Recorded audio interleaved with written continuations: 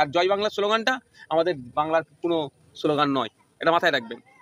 অনেকে বলতে পারবে জয় বাংলা বলেছে বলে এটা বাংলাদেশ থেকে ধার করা স্লোগান। তো নওশাদ সিদ্দিকীর হলোটা কি?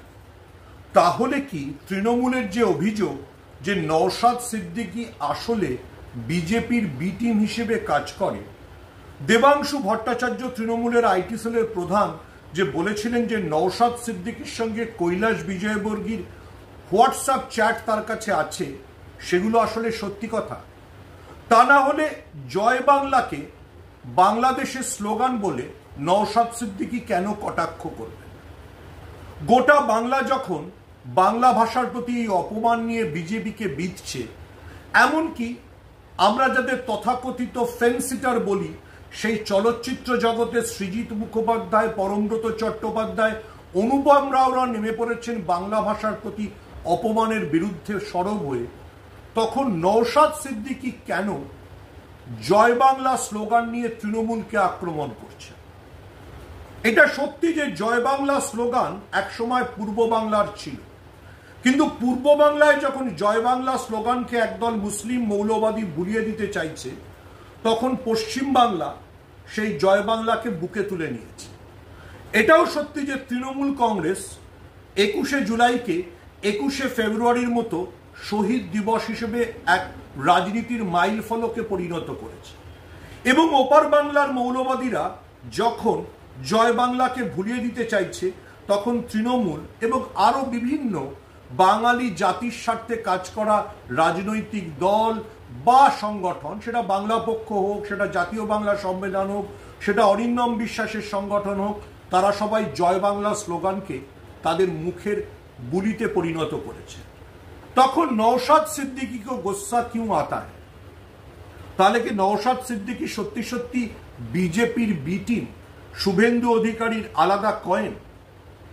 দেখুন, তৃণমূলের নেতারা একটা কথা প্রায় বলছেন, আমি যে কথাটা অনেকদিন আগে বলেছিলাম, আজ যারা বাঙালির প্রতি এই আন্দোলনের, বাঙালির প্রতি এই অত্যাচারের প্রতিবাদ করবে না, তারা আসলে রাজাকার।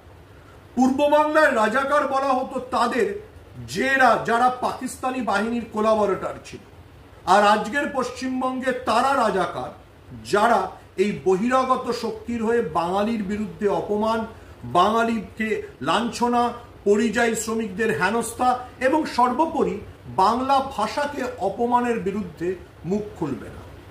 আজকের বাংলায় তাই তারা রাজাকার।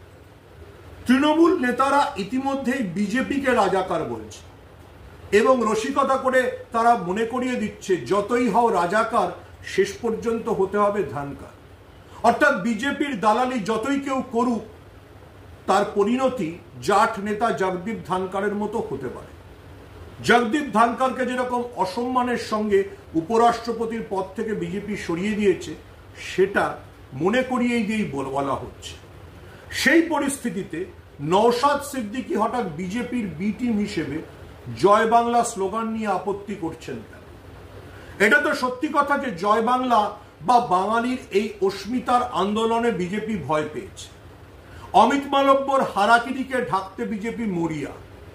সেই জন্যই নরেন্দ্র মোদীর ঘনিষ্ঠ শিল্পপতি গৌতম আদানি এসে পশ্চিমবঙ্গে বিনিয়োগের প্রতিশ্রুতি দিয়ে গিয়েছে।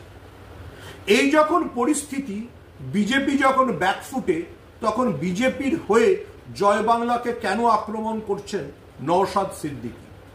তাহলে কি নওশাদ সিদ্দিকী আসলে পশ্চিমবঙ্গে বিজেপির স্বার্থ সার্ভ করেন? ঠিক যেমন এআইএম এ ওয়াইসির বিরুদ্ধে কংগ্রেস বা অন্য দলগুলি অভিযোগ করে তারা আসলে মুসলিম ভোট কেটে বিজেপির সুবিধা করে দিতে চায়, তেমনি নওশাদ সিদ্দিকী এবং আইএসএফ কি আসলে মুসলিম ভোটে ভাঙন ধরিয়ে সেন্টারিস্ট পার্টি, পশ্চিমবঙ্গের সেন্টারিস্ট পার্টি বলতে তৃণমূলের ক্ষতি করতে চায়? সেটাই নওশাদ সিদ্দিকীর এজেন্ডা, এবং নওশাদ সিদ্দিকী সেজন্যই বিজেপির সুরে কথা বলছেন। আজকের বাংলায় যারা জয় বাংলা স্লোগান দেবেন না, যারা অমিত মালব্যর মতো মনে করবেন যে বাংলা আসলে কোনো ভাষাই নয়, তারা আসলে বাঙালি জাতির শত্রু। তিনি বামপন্থী হতে পারেন, তিনি নওশাদ সিদ্দিকী হতে পারেন, তিনি অধ্যাপক হতে পারেন, তিনি তাত্ত্বিক হতে পারেন। এই সময় যিনি জয় বাংলা স্লোগানের বিরোধিতা করবেন, তিনি আসলে, আবারও বলছি, ওই বিজেপির মতো রাজাকার বহিরাগত শত্রুর কোলাবরাটা, এই সময়টা বাঙালির সম্মিলিত প্রতিরোধে। নওশাদ সিদ্দিকী সেখান থেকে পিছিয়ে গিয়ে জয় বাংলা স্লোগানকে আক্রমণ করে আসলে বিজেপিকে সুবিধে করে দিচ্ছেন না তো?